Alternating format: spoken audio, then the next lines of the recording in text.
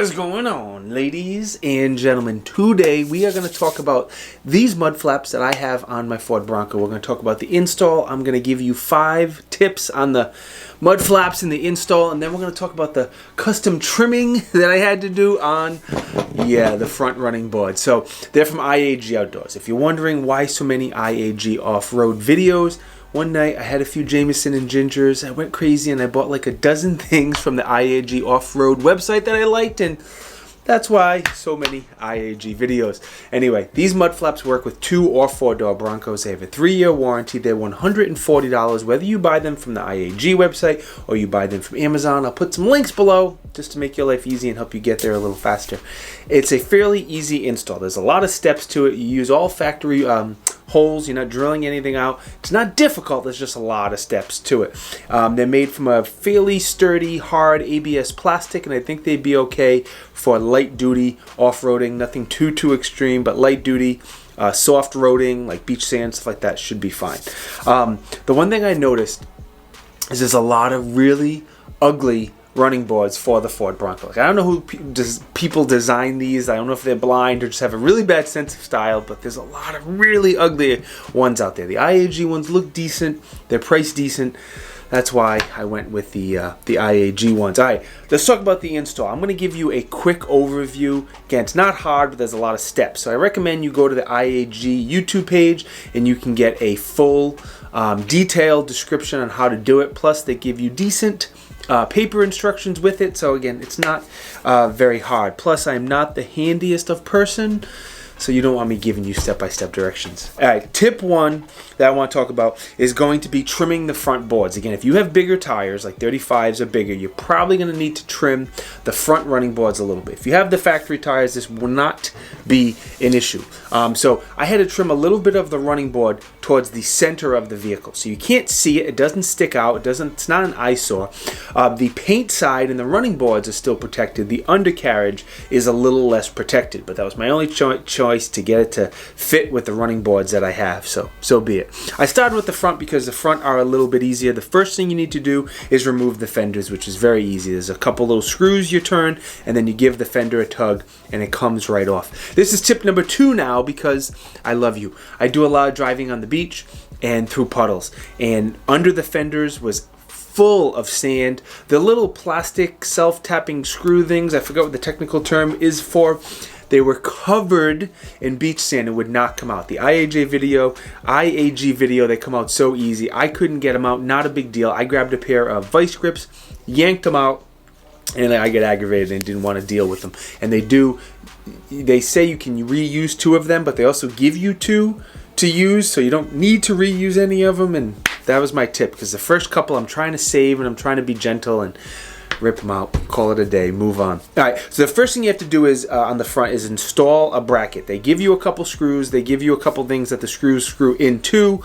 Everything is labeled very well. You screw in the bracket. Once you do that, then you screw in the mud flaps. There's 2 screws that you screw in, and then that plastic self-tapping bolt thing, whatever it's called, you do that. Once you screw in those 3 screws, you put the fender back in, and the front one is done. It is easy as that. It's not difficult at all. Just there's a few steps. Now, the rear one, again, not hard, but there are a lot more steps to the rear one. The first thing you do is go ahead and remove the fenders again. That's the first thing you want to do. Those stupid plastic self-tapping screws covered in beach sand again, so I just ripped them out. I got a tip for you. Third tip for you. You do have to remove 1 bolt from the vehicle that you're going to reuse.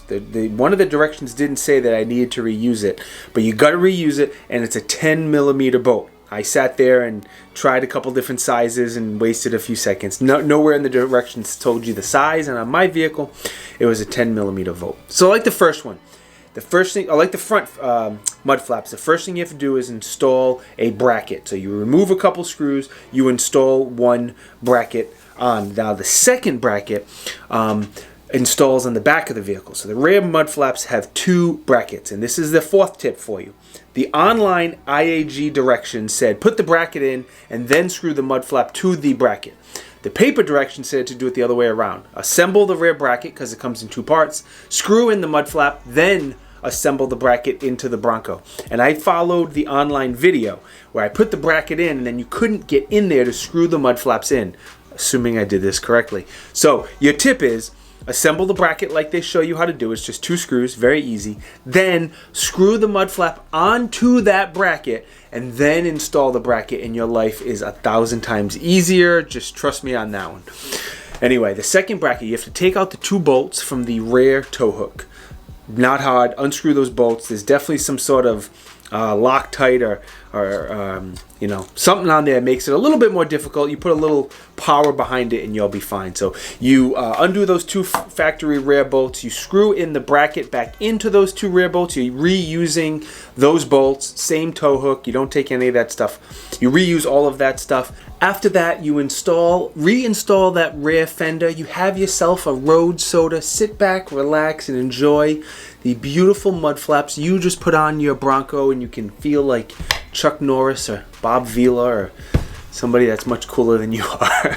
So what I did for testing, I put the driver's side mud flaps on first, and I drove around for a few weeks before I put the passenger side mud flaps on. And there's a point to this. I'll tell you why in a second.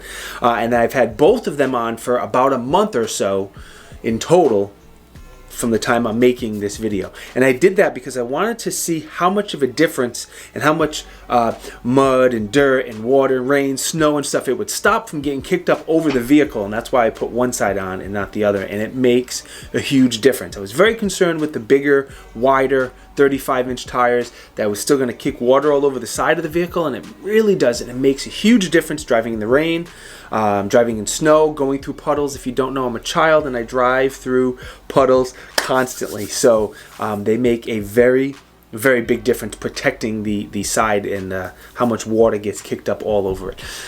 All right, my pros. I think they look decent compared to other mud flaps on the market. I think they're priced decent. There's less expensive options. There's a lot more expensive options, but I think overall they look and are priced decently. It's a fairly easy install. Again, there's a lot of steps to it, but it's very, very easy. It's not very difficult. Overall, I'm very, very pleased with them.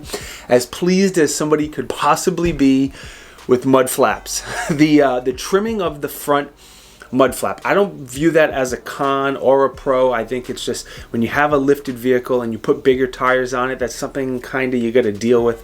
The trimming was very, very easy. It was not very difficult. I used a Dremel. Here's another tip for you. Use a little Dremel. It cut like butter. It was very, very easy. What I did was I trimmed the front. When I had the one on, I trimmed the front, and I drove around for a few days to make sure it was perfect. Then I went back with high grit sandpaper and I cleaned up the edges, because when you cut that plastic, it's not a very clean cut. I do have one thing I don't love. If you look at the rear running board, you see 2 or 3 screws sticking out of the mud flap. Not running board, sorry, mud flap. And it's nowhere near the rear tire. It's not going to rub. It's not going to cause any problems. It's truly just an eyesore. But I'm very, very particular, and I hate those type of things. That's why I have pinch weld covers on my Bronco, because I hate those eyesores. So if you're like me, that may bother you. But another tip, because I love you, go back with the Dremel, get a metal blade, and I'm probably going to snip those mud flaps off. I wanted to make sure they were good to go. I want to drive around for a few months, but now that I'm feeling confident in them and more in my ability to install them, I'll probably go back and trim them with the Dremel, and they won't be as much of an eyesore, so not a huge deal. All right, before you go, my shirt. TriStar Trading, good friends of mine, supporter of both of my YouTube channels. They have a ton of really cool design shirts. If you're pro 2A, pro freedom, pro America, they have a lot of really cool designs. There's a link down in the video description. Do yourself a favor, check out the website, because this is one of many, many, many cool designs. And yeah, before you go, subscribe to the channel. I appreciate it.